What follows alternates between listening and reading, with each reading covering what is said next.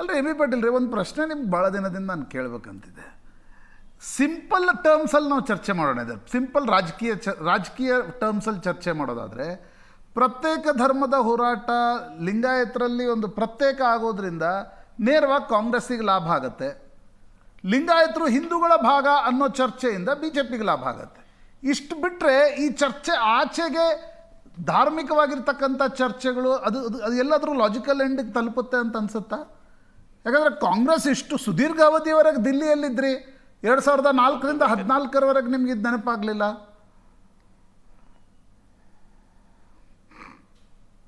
ಒಂದು ನಿಮಿಷ ಹೇಳ್ತೀನಿ. ನಾನು ಅದೇ ಹೇಳಿದಲ್ಲ, 2001ರಿಂದ 3 ಸಲ ಇವತ್ತಿನ ದಿವಸ ವೀರಶೈವ ಮಹಾಸಭಾ ಕಳಿಸಿದ್ದಾರೆ. ಕಾಂಗ್ರೆಸ್ ಪಕ್ಷಕ್ಕೂ ಈ ಲಿಂಗಾಯತ ಸ್ವತಂತ್ರ ಧರ್ಮಕ್ಕೂ ಸಂಬಂಧ ಇಲ್ಲ. ಒಂದೇದು, don't try to link. Number 1, ನೀವು ಸ್ವತಂತ್ರ ನಂತರ ಈಗ ಜೈನರಿಗೆ ಇವತ್ತಿನ ದಿವಸ 2013ರಲ್ಲಿ ಇವತ್ತಿನ ದಿವಸ ಮನಮೋಹನ್ ಸಿಂಗ್ ಅವರು ಮಾನ್ಯತೆ ಕೊಟ್ಟರು, ಜೈನ ಧರ್ಮಕ್ಕೆ ಕೊಟ್ಟರಲ್ಲ. ಅವಾಗ ಹಿಂದೂ ಧರ್ಮ ಹೊಡಿಲಿಲ್ವ? ಅವಾಗ ಜೈನರದಾದಾಗ ಸಿಖ್ರದು ಆಯಿತು ಆ ಸ್ವತಂತ್ರ ನಂತರ. ಯಾವ ರೀತಿ ಜೈನರು ಸಿಖ್ರು ಇದ್ದಾರೆ, ನಾವು ಭಾರತೀಯರು, ನಾವೆಲ್ಲರೂ ಭೌಗೋಳಿಕವಾಗಿ ಮತ್ತು ನಾವೆಲ್ಲರೂ ಕೂಡ ನಮ್ಮ ರೇಸ್ ಏನಿದೆ ಅಲ್ಲ ಇವತ್ತು ದಿವಸ ನಾವೆಲ್ಲರೂ ಕೂಡ ನಮ್ಮ ನಾವೆಲ್ಲರೂ ಕೂಡ ಹಿಂದೂಗಳು. ಬಸವಣ್ಣವರು ಪ್ರತಿಪಾದಿಸಿದ್ದೇನು?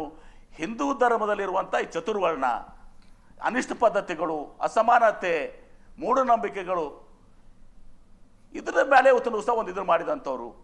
ಇವತ್ತು ಗುಡಿಗೆ ಹೋಗ್ಬೇಡ ಅಂತ ಅಂತಾರೆ. ಗುಡಿಗೆ ಅವರು ಬಸವಣ್ಣವ್ರು ಏನು ಹೇಳಿದರು? ಉಳ್ಳವರು ಶಿವಾಲಯ ಕಟ್ಟೋರು ಅಂತ.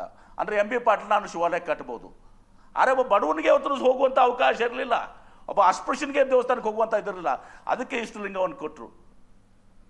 ಅದಕ್ಕೆ ಏನು ಹೇಳ್ತದೆ ಇವತ್ತು ನೀವು ನಾತುವರ ನೀವು ನಿಮ್ಮ ಮನೆಗೆ ಬಂದಾಗ ನಿಮ್ಮ ಮನೇಲಿ ಕೇಳಿದಾಗ ಏನು ಮಾಡ್ತಾರೆ? ಪೂಜೆ ಮಾಡಕತ್ತಾರ ಅಂತ ಹೇಳ್ತಾರೆ. ನಮ್ಮ ಮನೇಲಿ ಹೋಗಿ ಕೇಳಿದ್ರೆ ನಮ್ಮ ಮನೆ ಪೂಜೆ ಮಾಡ್ಕೊಳಕತ್ತಾರ ಅಂತ ಹೇಳ್ತಾರೆ.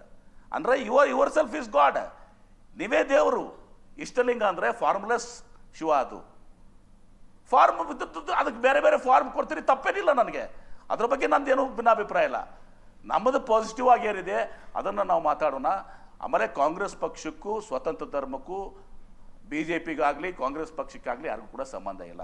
ಯಾವ ರೀತಿ ಜೈನ ಸಿಖ್ ಧರ್ಮ ಸ್ವತಂತ್ರ ಧರ್ಮಗಳಿದ್ದಾವೆ, ಇವತ್ತು ಅದೇ ರೀತಿ ಇವತ್ತು ದಿವಸ ನಮ್ಮ ಲಿಂಗಾಯತನೂ ಕೂಡ ಒಂದು ಸ್ವತಂತ್ರ ಧರ್ಮ. ಇನ್ನು ವೀರಶೈವ ಲಿಂಗಾಯತ ನಮ್ಮ ಮನೆಯಲ್ಲಿರುವಂಥ ಒಂದು ಭಿನ್ನಾಭಿಪ್ರಾಯ ಇದ್ದಾವೆ, ಅದನ್ನು ಕೂತ್ಕೊಳ್ತೀವಿ, ಮಾತನಾಡ್ತೀವಿ. ಅವರೂ ಒಂದು ಹಂತಕ್ಕೆ ಇವತ್ತು ಸಹ ಬಂದಿದ್ದಾರೆ. ಇವತ್ತು ಅಧಿವೇಶನದಲ್ಲಿ ಇವತ್ತು ದಿವಸ ಅವರು ರೆಸಲ್ಯೂಷನ್ನು ಮಾಡಿದ್ದಾರೆ. ಒಂದು ಹಂತ ಮುಂದೆ ಹೋಗಿ ಅವರು ಹಿಂದೂಗಳು ಅಂತ ಅಲ್ಲನೂ ಅಂತ ಹೇಳಿದ್ದಾರೆ. ನಾವು ಚತುರ್ವರ್ಣದಿಂದ ಹೊರಗಡೆ ಇದೀವಿ ಅಂತ ಹೇಳಿದ್ದೀವಿ. ಇವತ್ತಿನ ದಿವಸ ಇದೆಲ್ಲವೂ ಕೂಡ ಇದೆ, ಅದನ್ನು ನಾವು ಬಗೆಹರಿಸ್ಕೋತೀವಿ. ನಾನೀಗಷ್ಟೇ ಬಂದಿದ್ದು ಕನೇರಿ ಶ್ರೀಗಳ ಇದ್ದು, ಅವರು ಕನೇರಿ ಶ್ರೀಗಳು ಸಿದ್ದೇಶ್ವರ ಸ್ವಾಮೀಜಿಯವರಿಗೆ ಆತ್ಮೀಯರು. ನಾನು ಯಾವ ರೀತಿ ಆತ್ಮೀಯರಿದ್ರು ಅವರೂ ಕೂಡ ಆತ್ಮೀಯರು. ಅವರು ಪೌರುಷ ಹೇಳ್ಕೊಳ್ಳೋಕ್ಕೆ ಈ ಒಂದು ಯಾರಿಗೋ ಪ್ಲೀಸ್ ಮಾಡೋಕ್ಕೆ ಹೋಗಿದ್ದನ್ನೆಲ್ಲ ಮಾತನಾಡಿದಾರ. ಅದನ್ನು ದಯವಿಟ್ಟು ಅವರು ಇದನ್ನು ಈ ಎಲ್ಲ 300 ಸ್ವಾಮಿಗಳಿಗೆ ಇದು ಶಬ್ದ ಅನ್ವಯ ಆಗ್ತದೆ. ದಯವಿಟ್ಟು ಇದನ್ನು ಕ್ಷಮೆ ಕೇಳಿ ಇದನ್ನು ಮುಕ್ತಾಯಗೊಳಿಸಿ.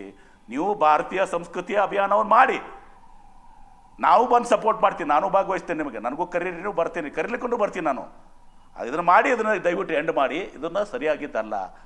ಯಾರೇ ಸ್ವಾಮಿಗಳು, ಈ ಸ್ವಾಮಿಗಳು ಆಗಲಿ ಯಾರೇ ಸ್ವಾಮಿಗಳಾಗಲಿ ಬೇರೆ ಸ್ವಾಮಿಗಳಿಗೆ ಮಾತನಾಡುವಂಥದ್ದು ಇದು ಭಾಳ ತಪ್ಪು. ಮೆಟ್ಲೆ ಹೊಡಿತಂದ್ರೆ ಚಪ್ಪಲಿ ಮೆಟ್ಟ ಅಂದರೆ ಚಪ್ಪಲಿ ಹೊಡಿತೀರಾ ನೀವು? ಇವರೆಲ್ಲರಿಗೂ ಕರಿಸಿ ಚಪ್ಪಲಿ ಹೊಡಿತಾರಂತೆ. ಈ ಎಲ್ಲ ಕರಿಸಿ ಡ್ಯಾಶ್ ಮಕ್ಕಳಿಗೆ ಚಪ್ಪಲಿಯಲ್ಲಿ ಹೊಡಿತೀವಿ ಅಂದ್ರೆ ಏನ್ರಿ ಇದು? ಈಗ ಬಿಜಾಪುರಕ್ಕೆ ಎಂಟ್ರಿಗೆ ಅವಕಾಶ ಸಿಗುತ್ತೆ ಅವ್ರಿಗೆ. ಇವರು ಸ್ವಾಭಾವಿಕವಾಗಿ ನಾನೇ ಮಾಡ್ಕೊಂಡ್ ಬರ್ತೀನಿ, ಹೋಗಿ ಕನ್ನೇರಿನ ಕರ್ಕೊಂಡ್ ಬರ್ತೀನಿ ಅವ್ರಿಗೆ. DC order, law and order ಕಾರಣಕ್ಕಾಗಿ ಜಿಲ್ಲಾಧಿಕಾರಿಗಳು ಕಾಲ್ ತಗೊಂಡಿದ್ದಾರೆ, ನಾವು ಒಳಗೆ ಕರ್ಕೊಂಡ್ ಬರ್ತೀನಿ ಅಂತೀರಿ? ಅದು ನೋಡಿ, ಹೈಕೋರ್ಟ್ ಹೇಳಿದೆ ನಾವು ಒಪ್ಕೋಬೇಕು. ಹೈಕೋರ್ಟ್ ಯಾವಾಗ 2 ತಿಂಗಳ ನಂತರ ಮಾಡಿಫೈ ಮಾಡ್ತೀವಿ ಅಂತ ಹೇಳಿದ್ದಾರೆ. ಅವರು ಕ್ಯಾನ್ ಮೂವ್ ದ ಕೋರ್ಟ್ ಅಂತ ಹೇಳಿದ್ದಾರೆ. ಈಗೂ ಕೂಡ ಅದ್ರ ಮೇಲೆ ಅಪೀಲ್ ಮಾಡ್ಬೋದು. ಆದರೆ ಒಂದು ಹೇಳ್ತೀನಿ, ಕನೇರಿ ಶ್ರೀಗಳೇ, ನೀವು ಸಿದ್ದೇಶ್ವರ ಸ್ವಾಮೀಜಿಯವರಿಗೆ ಆತ್ಮೀಯಾಗಿದ್ದಂಥವ್ರು. ಸಿದ್ದೇಶ್ವರ ಸ್ವಾಮೀಜಿಯವ್ರಿಗೆ ಯಾವತ್ತೂ ಕೂಡ ಏಕವಚನದಲ್ಲಿ ಸತಕ್ಕೆ ಮಾತಾಡಿಲ್ಲ. ಆಯಿತು, ನಮ್ಮದು ವಾರ್ಡ್ ಭಾಷೆ ಇದೆ, ನಾವು ಮಾತಾಡ್ತೀವಿ. ಆದರೆ 300 ಜನ ಸ್ವಾಮಿಗಳಿಗೆ ಆ ಬಸವ ಸಂಸ್ಕೃತಿಯ ಬಂದಲ್ಲಿ ಎಲ್ಲರಿಗೂ ಕೂಡ ನೀವು ಡ್ಯಾಶ್ ಮಕ್ಕಳು ಅಂತ ಹೇಳಿ ಮೆಟ್ಲೆ ಹೊಡಿತೀನಿ ಅಂದಿದ್ದನು. ದಯವಿಟ್ಟು ಇದು ಎಲ್ಲರಿಗೂ ಅನ್ವಯ ಆಗುತ್ತೆ. ಇದು ಬಾಲ್ಕಿ ಸಿದ್ದೇಶ್ವರ ಸ್ವಾಮಿಗಳ ಹತ್ರ ಈ ವಿಷಯ ಚರ್ಚೆ ಮಾಡಿದ್ರೆ ನೀವು ಲಿಂಗಾಯತ ಎಲ್ಲರಿಗೂ ಅನ್ವಯ ಆಗ್ತದೆ. ನಾನು ಅದನ್ನು ಈಗ ಅವರು ಸಿದ್ದೇಶ್ವರ ಸ್ವಾಮೀಜಿಯವರು ನಮ್ಮ ಮಧ್ಯೆ ಇಲ್ಲ, ನಾನು ಅದನ್ನು ಹೇಳಕ್ಕೆ ತಯಾರಿಲ್ಲ. ನಾನು ಚರ್ಚೆ ಮಾಡಿದ್ದೀನಿ, ಅವ್ರ ಅಭಿಪ್ರಾಯ ಏನಿತ್ತು ಎಲ್ಲವನ್ನು ಕೂಡ ನನಗೆ ಹೇಳಿದರೆ ಅದನ್ನು ಮತ್ತೆ ಅದಕ್ಕೆ ಒಂದು ವಿವಾದ ಸ್ಟಾರ್ಟ್ ಮಾಡ್ತಾರೆ. ಅಲ್ಲ, ಬಟ್ ಅವ್ರ ಹಿಂದೆ ಪ್ರವಚನದಲ್ಲಿ ಅವ್ರು ಅದ್ವೈತ ಅದೆಲ್ಲ ಹೇಳ್ತಾ ಇದ್ರಲ್ವಾ? ಆ ತುಮಕೂರು ಸ್ವಾಮಿಗಳ ಲೆಟರ್ ಏನಾಯಿತು, ಹೇಗಾಯಿತು ಸಿದ್ದೇಶ್ವರ ಸ್ವಾಮೀಜಿಯವರು ಅವರು ಎಲ್ಲ ಇದನ್ನ ಬಗ್ಗೆ ವೇದ ಉಪನಿಷತ್ತ ಎಲ್ಲರ ಬಗ್ಗೆ ಮಾತಾಡ್ತಿದ್ರು. ಅವರು ಒಂದೇ ಇದಕ್ಕೆ ಸ್ಥಿಮಿತ ಆಗಿರಲಿಲ್ಲ, ವಚನನೂ ಹೇಳ್ತಾ ಇದ್ರು. ಕರೆಕ್ಟ್ ಅವರ ಬಗ್ಗೆ ಅವ್ರಿಗೆ ಇದು ಯಾವುದೂ ಕೂಡ ಅನಿಸುತ್ತೆ. ಎಲ್ಲ ಫಿಲಾಸಫಿ ಬಗ್ಗೆ ಎಲ್ಲ ಇದ್ರ ಬಗ್ಗೆನೂ ಹೇಳ್ತಾ ಇದ್ರು, ಎಲ್ಲ ಸಬ್ಜೆಕ್ಟ್ಸ್ ಬಗ್ಗೆನೂ ಕೂಡ ಅವ್ರು ಹೇಳ್ತಾ ಇದ್ರು. ಅವ್ರಿಗೆ ಅದರ ಮಧ್ಯೆ ತರೋದು. ಆದ್ರೆ ಒಂದ್ಸಲ ಅವ್ರು ನಾನು ಕೇಳಿದ್ರು ಎಲ್ಲವನ್ನೂ ಹೇಳಿದ್ರು. ಅಷ್ಟೇ ಅಲ್ಲ, ಒಂದ್ಸಲ ಜಾಮದಾರ್ ಅವ್ರನ್ನು ಕೂಡ ಅವರು ಈ ಸಂಕೇಶ್ವರ AB ಪಾಟೀಲ್ರ ತಂದೆಯವರ ಒಂದು ಕಾರ್ಯಕ್ರಮ ಇತ್ತು. ಅವರು ಜಾಮದಾರ್ ಅವ್ರನ್ನ ತಮ್ಮ ಕಾರ್ನಲ್ಲೇ ಕರ್ಕೊಂಡು ಹೋದ್ರು ಬಿಜಾಪುರದವರೆಗೆ, ಬರ್ರಿ ನೀವು ಅಂತ ಹೇಳಿ. ಆದರೆ ಅದನ್ನೆಲ್ಲನೂ ಈಗ ಸಿದ್ದೇಶ್ವರ ಸ್ವಾಮೀಜಿಯವರು ನಮ್ಮ ಮಧ್ಯೆ ಇಲ್ಲ. ಇವತ್ತು ನಾವೇನೇ ಅವರು ಇವತ್ತೊಂದು ನಾನು ಬಹಿರಂಗ ಪಡಿಸಿದ್ರು ತಪ್ಪಾಗುತ್ತೆ. ಮತ್ತು ಅದನ್ನು ನಾವು ಮಾತನಾಡೋ ತಪ್ಪದ. ಸಿದ್ದೇಶ್ವರ ಸ್ವಾಮಿಗಳಿಗೆ ನಾನು ಯಾವತ್ತೂ ಕೂಡ ಅವರ ಮಾತನ್ನು ಪಾಲಿಸಿದವನಲ್ಲಿ ನಾನು ಮೊದಲಿಗನಾಗಿದ್ದೀನಿ. ಅವ್ರು ಏನು ಹೇಳಿದಾರೆ ಅದನ್ನು ಯಾವತ್ತೂ ಒಂದು ತಲೆಬಾಗಿ ನಾನು ಕೇಳಿದ್ದೀನಿ.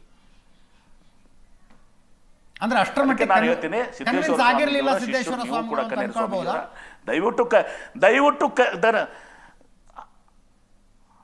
ಅದನ್ನು ನಾನು ಹೇಳಿದ್ರೆ ಮತ್ತೆ ಅದು ನಾನೊಂದು ಬೇರೆ ಹೇಳಿಬಿಟ್ರೆ ಅದನ್ನ ನಡೀತದ? ಈಗ ಹೇಳ್ಬಿಡ್ಲಾ? ಬೇಡ, ಅದನ್ನ ಹೇಳಬಾರ್ದು, ಅದನ್ನ ಅಷ್ಟೇ. ನೀವು ಹೇಳೋದಲ್ಲ, ಬೇಡ. He is no more there. ಯಾಕೆ Prashant, you always value things ಏನ್ರಿ? You always value things.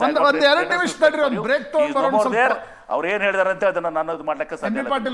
ಮತ್ತೆ ಕನ್ನೇರಿ ಮಠದ ಸ್ವಾಮಿಗಳಿಗೆ ಬರ್ತೀವಿ, ಒಂದು ಸಣ್ಣ ಬ್ರೇಕ್ ತಗೊಂಡು ಬರ್ತೀವಿ. ಬಿಡಿ, ಸಾಕು ಮಾಡಿ. ಈಗ ಸಾಕು ಮಾಡಿ.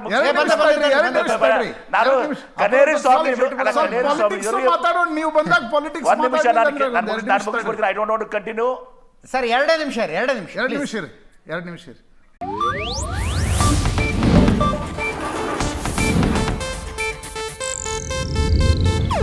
ಇದು ಏಷ್ಯಾನೆಟ್ ನ್ಯೂಸ್ ನೆಟ್ವರ್ಕ್ ಪ್ರಸ್ತುತಿ.